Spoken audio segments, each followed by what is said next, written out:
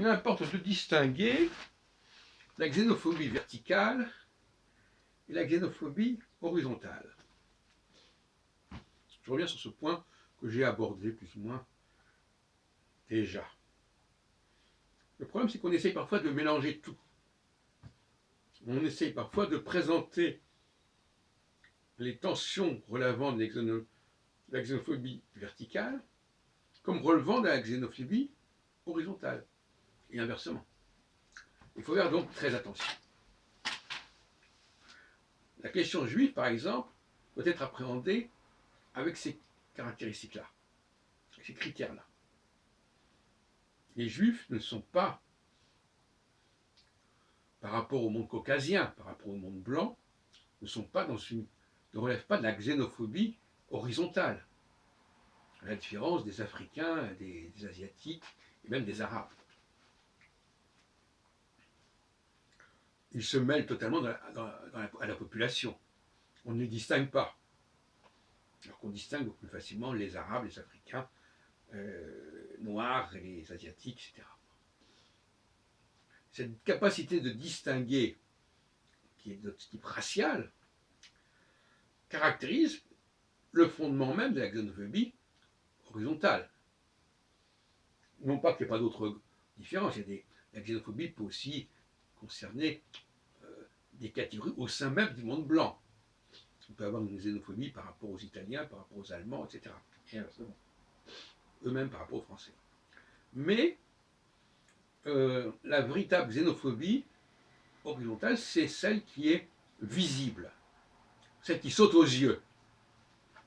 Très important. Vous savez, l'importance que j'accorde la dialectique entre la bouche et le regard.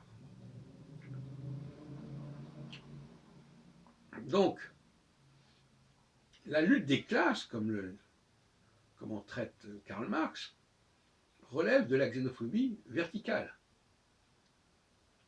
C'est-à-dire une partie de la population qui exploite, qui domine l'autre partie.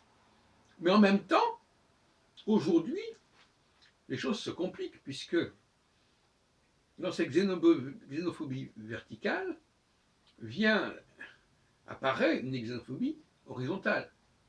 Les immigrés noirs qui viennent travailler en France, ils introduisent une xénophobie horizontale au sein d'une problématique de xénophobie verticale. Alors j'emploie le mot xénophobie, d'ailleurs, excusez-moi de ne pas l'avoir précisé, dans un sens tout à fait neutre. Xénophobie, c'est-à-dire la conscience que l'autre est étranger.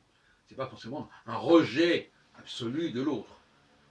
C'est très important parce qu'on a remarqué à plusieurs reprises que les gens ont un rapport très affectif avec les mots en disant « Ah oui, ce mot-là, il veut dire ceci, ceci. » Bon, j'ai déjà protesté contre cette façon de fonctionner et j'emploie les mots souvent de façon extrêmement neutre. Peut-être plus neutre que ce qui pourrait apparaître, mais la phobie, là, c'est tout simplement la conscience d'une différence, d'une tension, mais ce n'est pas forcément un rejet absolu. Du moins, ça n'est pas en permanence.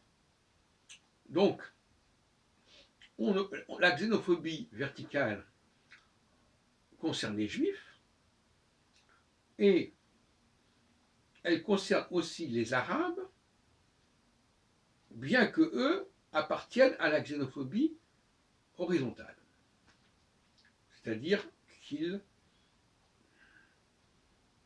y a un double problème. C'est-à-dire que non seulement il y a le problème de la différence sociale qui existe, mais qui est compensée par une certaine similitude de la lecture des visages, par exemple, au sein du monde blanc, mais eux, non seulement ils sont dans un rapport de verticalité, mais en plus, le rapport de verticalité, il est exagéré, il est amplifié, il est exacerbé par une différence visuelle. Donc quand, dans une société, les tensions de verticalité sont renforcées par des tensions d'horizontalité au niveau visuel, là, il y a un problème. Il faut le résoudre. Il faut le résoudre de différentes façons, notamment en obtenant que les différents groupes raciaux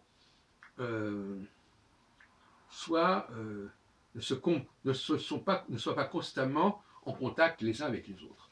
Tu vois ce que je veux dire?